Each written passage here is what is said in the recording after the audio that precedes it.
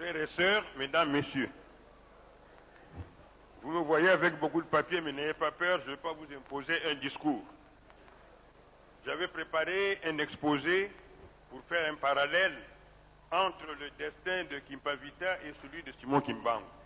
Mais ce que j'ai dit a été tellement répété que même si les enseignants disent que l'institution est la mère de la pédagogie, moi je ne veux pas redire ce que les autres ont dit. Je veux simplement vous lire la dernière page de mon exposé. Kimpavita meurt, brûlé vif pour son patriotisme ardent, pour l'unité de son royaume, pour l'amour sans borne pour son peuple.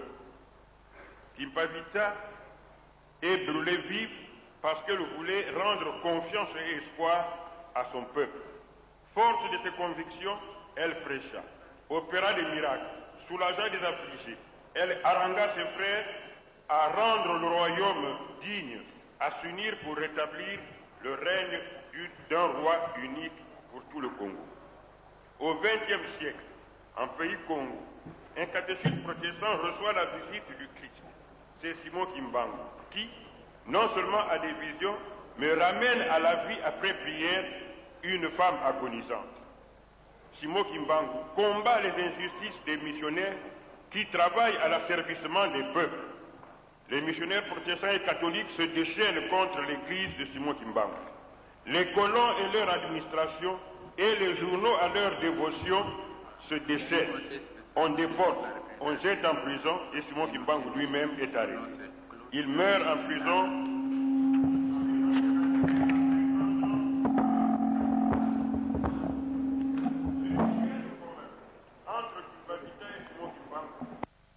C'est que leur église a reçu la haine des églises d'Europe qui ne voient dans les églises africaines que de la xénophobie. L'autre point commun, c'est que Kimpavita et Simon Kimbangu ont compris que la libération politique et économique a comme prélude et comme préalable la libération spirituelle et culturelle. Et cette libération culturelle et spirituelle a un but, la libération intégrale de l'homme noir longtemps chosifié. Le moyen, c'est la conscientisation des peuples que les esprits malins appellent la populace, alors que ce sont les peuples qui sont les maîtres de l'édification.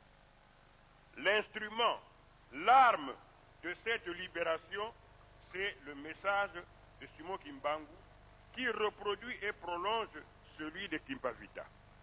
Cependant, ce message s'adresse bien sûr aux Kimbanguistes, mais il s'adresse aussi au-delà de ceux-ci pour atteindre tous les peuples noirs et tous les peuples du monde.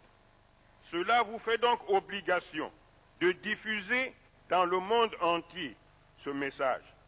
Il y en a qui ne le recevront pas du premier coup, mais il faudra insister. Simon Kimbangu, en tant qu'envoyé de Jésus-Christ, ne peut pas appartenir aux seuls adeptes de son Église et au seul peuple noir. De même, Jésus n'appartient pas aux Juifs, qui n'ont d'ailleurs pas reconnu en lui le Messie. Jésus appartient aux chrétiens, à tous les chrétiens, adventistes, pentecôtistes, méthodistes, baptistes et catholiques. Il appartient aussi aux musulmans, il appartient aux bouddhistes et aux hindouistes, pour qui il est un grand maître. Donc ne confisquons pas Kimbangu, il appartient au genre humain tout entier. Et merci beaucoup pour m'avoir invité à cette conférence où j'ai appris et découvert ce qu'était Simon Kimbangu. Simon Kimbangu tel qu'il était, tel qu'il est et tel qu'il sera. Je vous remercie.